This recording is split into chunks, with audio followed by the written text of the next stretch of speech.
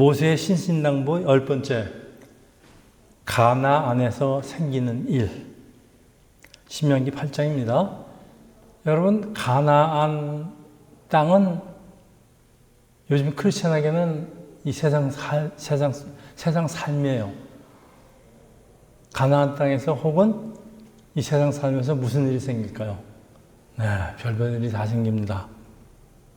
제가 이빨 이렇게 된 것도 그 중에 하나예요. 여러분이 지금 시험 어려운 일 당하는 것도 다 그 중에 하나입니다. 자, 그래서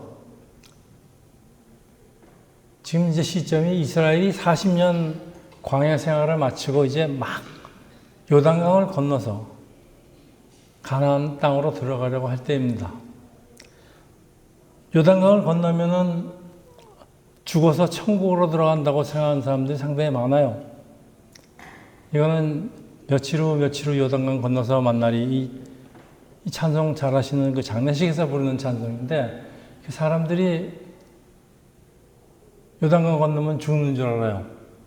그 찬송가, 이게 원래 미국 찬송가인데 번역을 잘못해놨어요. 처음에. 그래서 이제 요단강 건너면 죽는 거라고 생각하는데 천만의 말씀입니다. 요단강 가서 죽었으면 여기 살아있는 사람 하나도 없고, 세례받은 사람 다 죽어야 되게. 네, 그게 아닙니다. 요단강을 건너는 것은 육적인 죽음이 아니에요. 죽음은 죽음 맞아요. 근데 이제 영적인 죽음을 상징합니다. 우리는 요단강을 건너는 것을 그래서 세례를 받는 것에 비유하는데요. 세례 받는 건데, 세례는 하나님의 백성이 되는 의식으로 물에 빠져 죽어야 하는 것은 육신이 아니고요, 자아입니다.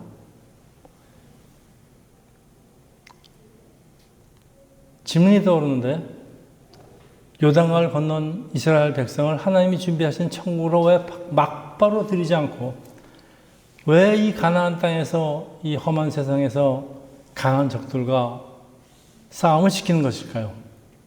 마찬가지로 오늘도 하나님은 왜 세례를 받은 성도들을 천국으로 바로 인도하지 않고 이 세상을 살게 하면서 환난을 허락하시는 걸까요? 네. 여기 답이 뭐라고 생각하십니까?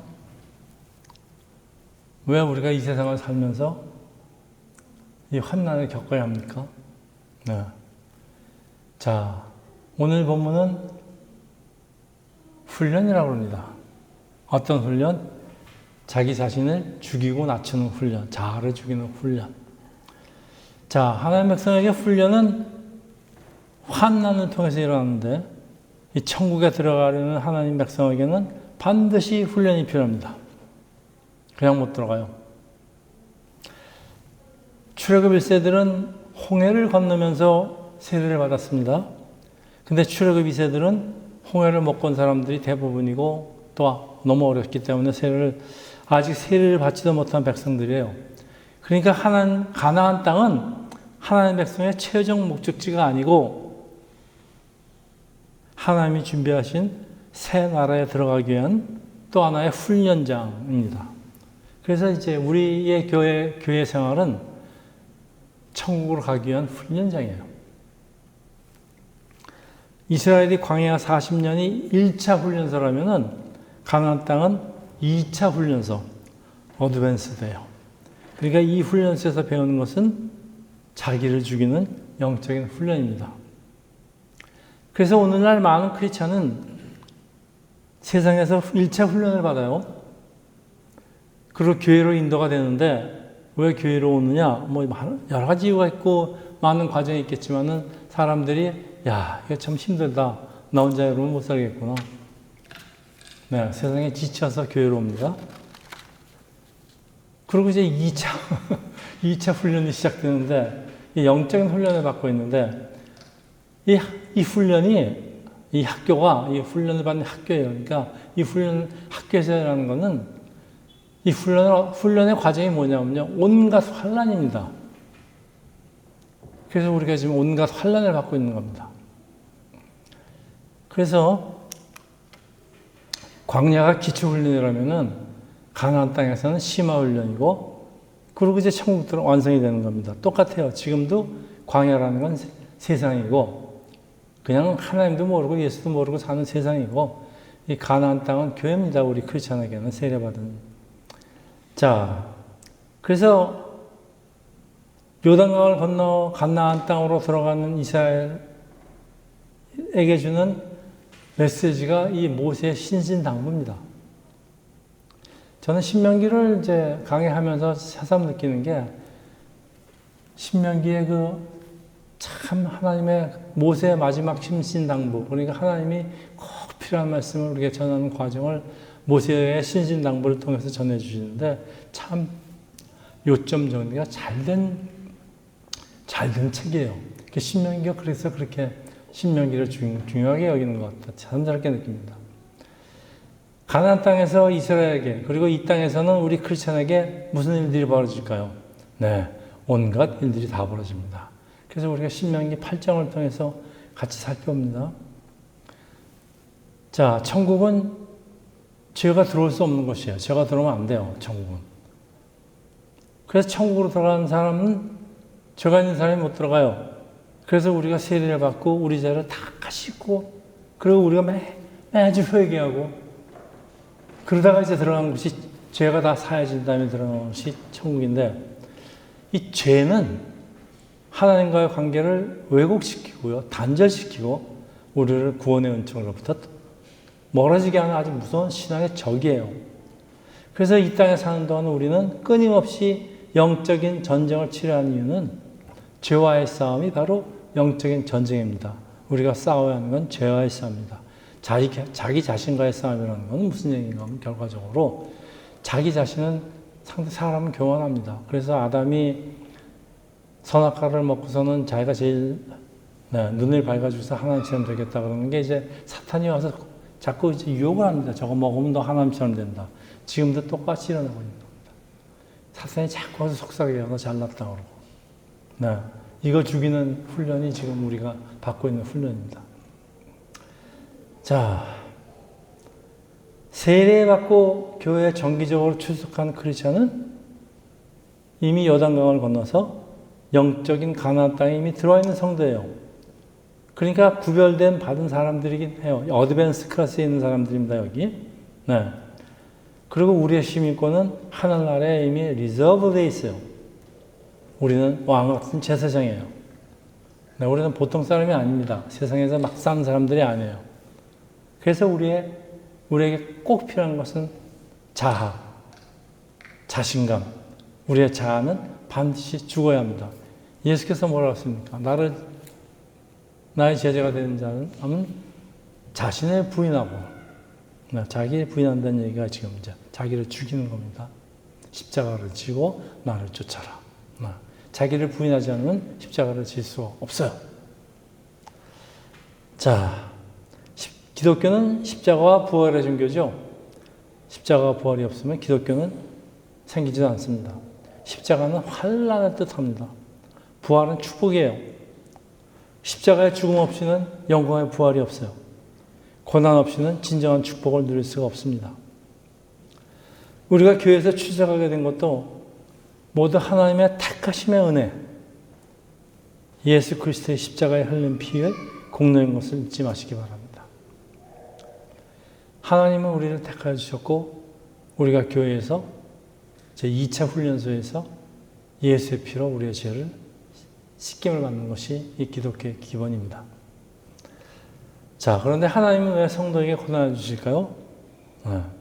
여러분 다 잘 알 줄 믿지만, 첫째, 나를 겸손하게 만들기 위함입니다. 8장 2절에서 3절입니다. 내 하나님 여호와께서 이 40년 동안에 내게 광야를 길을 걷게 하신 것을 기억하라. 이는 너를 낮추시며 너를 시험하사 내 마음이 어떠한지 그 명령을 지키는지 지키지 않는지를 알려 하심이라. 여기 명확하게 나와 있습니다. 하나님이 사람에게서 제일 보기 싫어하는 성품이 사람의 교만입니다. 이 교만이라는 것은 자신의 능력을 신뢰하고 하나님을 멀리하게 되기 때문입니다. 여러분, 만일 여러분이 나는 박사야. 이 박사가 먹고 사는데 무슨 문제가 있겠어? 나는 하나님 없이도 잘 살고 있어. 잘 살 거야. 혹시 이렇게 생각하신다면 큰 착각입니다. 여러분이 그래서 어린아이처럼 낮아져야만 겸손이 찾아옵니다. 아유, 나 정말 별볼일 없는 사람이구나. 그리고 겸손 없이는 진정한 회개도 기도도 나올 수가 없어요. 그래서 이 고난이 찾아오면은 자신의 무능함이 밝혀집니다. 왜 밥을 먹다가 왜 이빨이 부러져 나가는지도 모르지만 이빨이 안 부러졌으면 저 혼자 잘 먹는 줄 알았을까요? 이빨이 부러지니까 이거 아무것도.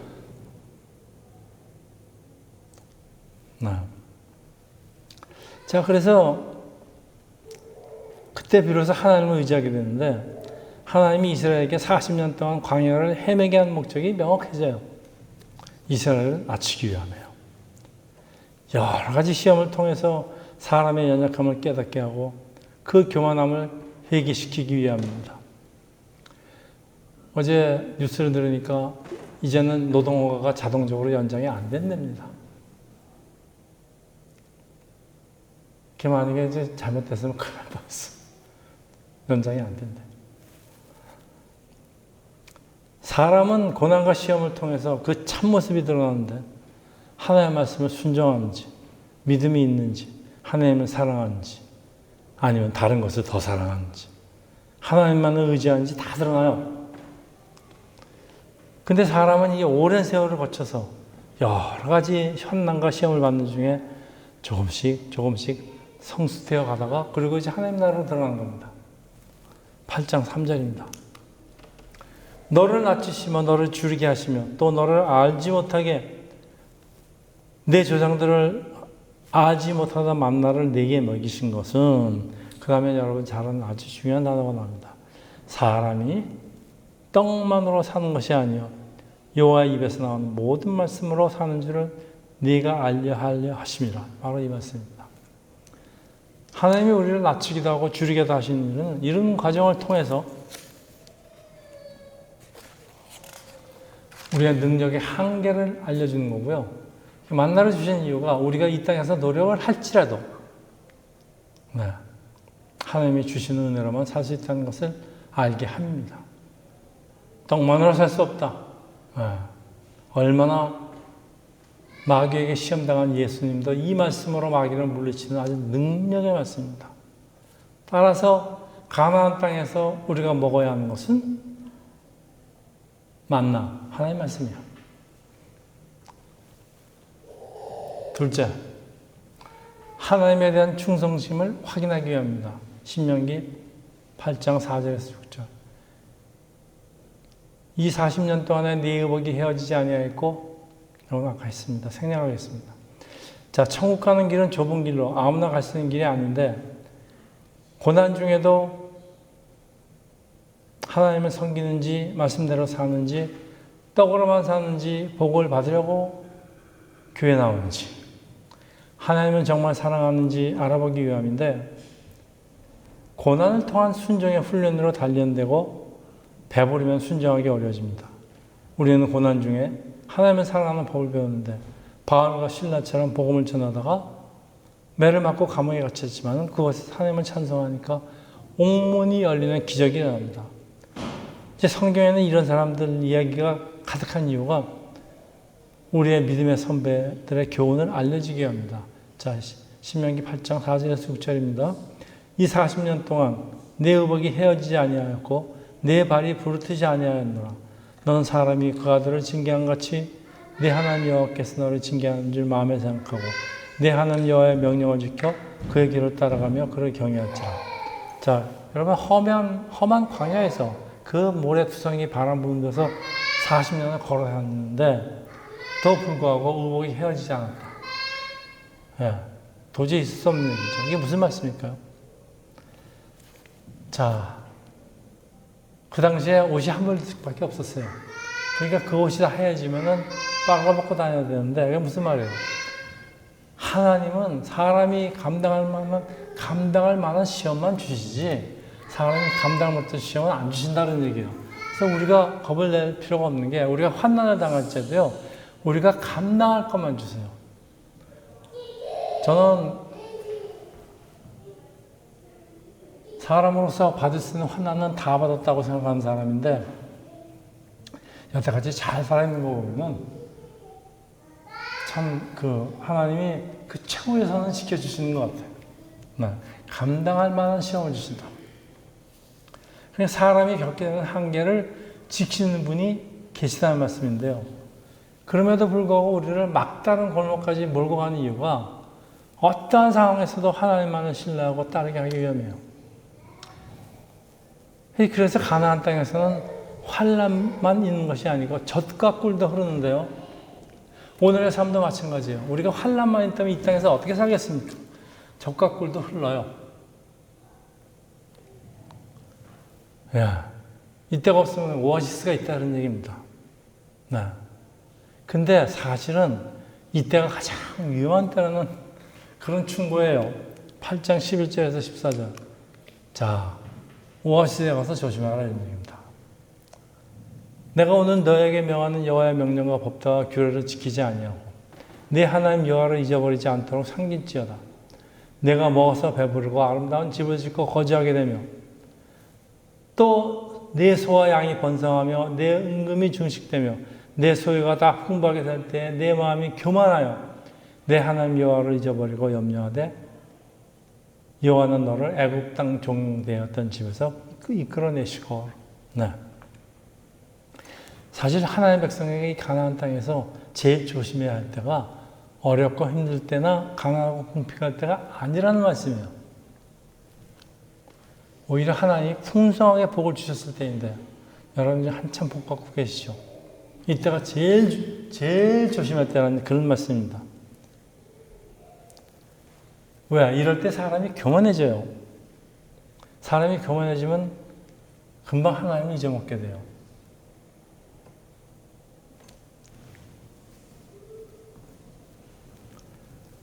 생활이 부유해지고 삶의 질이 높아질수록 신앙적인 면과 영적인 면에 소홀해지게 되는데 환난이 겹칠 때는 하나님을 원망하기 쉬워요.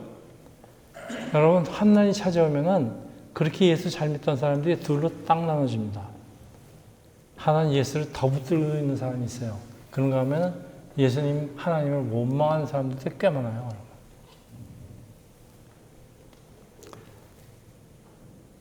우리가 축복이 오든지 환난이 오든지 모두 하나님 훈련 안에 있다는 사실을 반드시 믿어야 되지만은 우리 믿음이 아직 그러나요? 모든 사람 믿음이 그렇게 강하나요? 믿음도 부족하고 또 우리의 인내도 바닥이 나서 막 그냥 하나님을 원망합니다. 내가 그동안 교회 가서 한 일이 얼만데 내가 낸 헌금이 얼만데 이러고 하나님 원망합니다.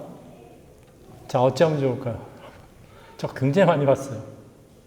그러다 결국은 떨어져 나갑니다. 다시 온 사람도 있긴 하지만. 여러분, 아무리 어려운 환경이지만은 그래서 이 나의 능력으로 내가 이걸 어떻게 넘어가지? 그런 생각이 들지만요. 하나님이 능력을 주시기 때문에 막판까지 안 가세요. 능력을 주세요. 이 모든 환난을 극복할 수 있습니다. 참 놀라운 경험인데 참 많이 해봤습니다. 네, 여러분 반드시 명심하세요. 여러분 막까지 안 와요. 끝까지 안 갑니다. 하나님의 백성은. 그 중간에서 꼭 무슨 일이 일어납니다. 네. 그래서 모세의 신신당부는 그래도 경고를 끝이나요. 8장 17절에서 19절이에요. 그러나 내가 마음에 이르기를 내 능력과 내 손의 힘으로 내가 이 재물을 얻었다 말할 것이라. 내 하나님 여호와를 기억하라. 그가 내게 재물을 얻을 능력을 주었습니다. 여러분 능력을 주셨기 때문에 박사도 하고 뭐도 하고 취직도 하고 다 하는 거지. 여러분 능력 하나님이 안 주셨으면 아무것도 못한다 이런 얘기예요. 이같이 하시면 내 조상들에게 맹세하신 언약을 오늘과 같이 이루려 하심이니라. 내가 만일 내 하나님 여호와를 잊어버리고 다른 신들을 따라 그들을 섬기며 그들에게 절하면 내가 너에게 증거하노니 너희가 반드시 멸망할 것이라. 여러분 무서운 경고입니다. 여러분 다른 신들을 따라 그들을 섬기며 21세기에 다른 신들은 뭐가 있을까요? 누가 요즘 무당 찾아다니고 그러는 신? 21세기에 우리의 우상은 뭐죠? 뭐 돈이죠, 뭐. 여러분 돈 섬기고 돈 쫓아다니다가 반드시 멸망당할 거예요. 모세의 신신당부예요, 여러분. 돈 쫓아다니지 마세요. 재물을 얻어 부유하게 됐을 때 자신의 힘과 능력으로 그것을 얻은 줄 생각하고 교만해지면 그들의 망한다는 그런 경고예요. 생활이 풍부해졌을 때 그 재물에 눈이 어둡고 마음이 뺏기신다면 그 재물이 바로 우상이 되는데 여러분 우상을 섬기면 어떻게 되는지 잘 알수 있습니다. 반대로 아무리 훈련과 고난이 있어도 잘 극복한 사람은 신명기 8장 7절에서 9절입니다. 내 하나님께서 너를 아름다운 땅에 이르게 하시고 그것은 골짜기든지 산지든지 시내와 분천과 샘이 흐르고 밀과 모리에 솟아지며 포도와 무화과 석류와 감람나무 꿀에 솟아는지라 내가 먹을 것에 모자람이 없고 내가 아무 부족함이 없는 땅이며 그 땅에 돌은 철이요 산은 동을 캘 것이라. 이건 축복의 말씀입니다. 하나님을 잘 따는 사람은 이런 축복을 받습니다. 자, 이제 말씀을 정리하는데 여러분은 어떤 하나님이라고 알고 계시고 또 어떤 하나님을 믿고 따르십니까? 하나님이 어떤 분이십니까? 잘 아세요? 네. 이스라엘은 하나님을 좀 잘 아는 것 같긴 했어요. 근데 하나님을 만나러 간 모세를 기다리다가 지친 이스라엘은 뭘 만들어요? 금송아지를 만듭니다. 왜 금으로 만드느냐? 예, 하나님 귀한 줄은 알기 때문에 그래요. 우리 교회 다니는 사람이 하나님 귀한 줄 모르는 사람이 어디 있어요? 그러나 그들은 금송아지처럼 눈이 있어도 보지 못하고 우상이니까 사람이 만든 거니까 귀가 있어도 듣지 못하고 입이 있어도 말하지 못하고 발이 있어도 걷지 못하는데 이 금송아지 같은 이 무능력한 우상을 하나님으로 알았기 때문에 금으로 하나님 귀한 분이니까 금으로 만들어 드려야지. 그리고 금송아지를 하나님이 만들었어요. 오늘날 비록 교회에 정기적으로 출석한 사람 중에도 하나님을 알아요. 예수 그리스도가 누군지 알아도 그래도 설마 뭐 하나님이 정말 이 땅에서 오늘도 역사를 하시겠는가? 하나님이 기적을 행하시겠는지? 뭐 21세기에 그런 일이 어떻게 일어나? 이렇게 알고 있어요. 그러니까 하나님한테 기도도 제대로 안 하고 그래서 가만히 있어서 하나님은 이 땅의 일은 이제 개입 안 하시고 천지를 창조하셨긴 했어. 근데 더 이상 이 땅의 일은 개입 안 하셔. 특히 이 땅에 대해서 개입 안 하시는데 내일에 하나님이 왜 간섭을 해? 왜 개입을 해서? 내가 뭐하러 기도를 해? 이러고들 신앙생활을 하고 있습니다. 그냥 가만히 있어서 대접을 받으려니까 이제 헌금을 해야죠. 뭐 그러고 지금 이 능력도 없는 그 우상 같은 하나님을 섬기고 있어요. 얼마나 많은 사람이 이렇게 섬기고 있는지 모릅니다. 금송아지 만드는 이스라엘과 다를 거 없어요.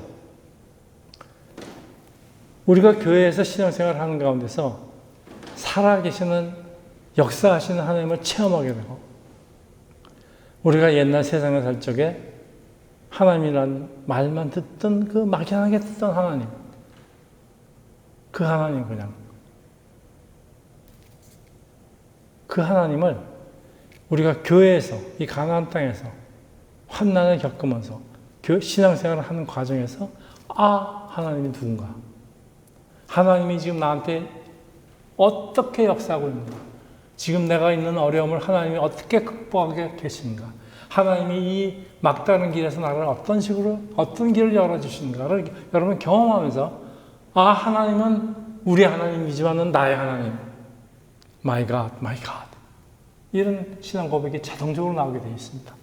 이게 가나안 땅입니다.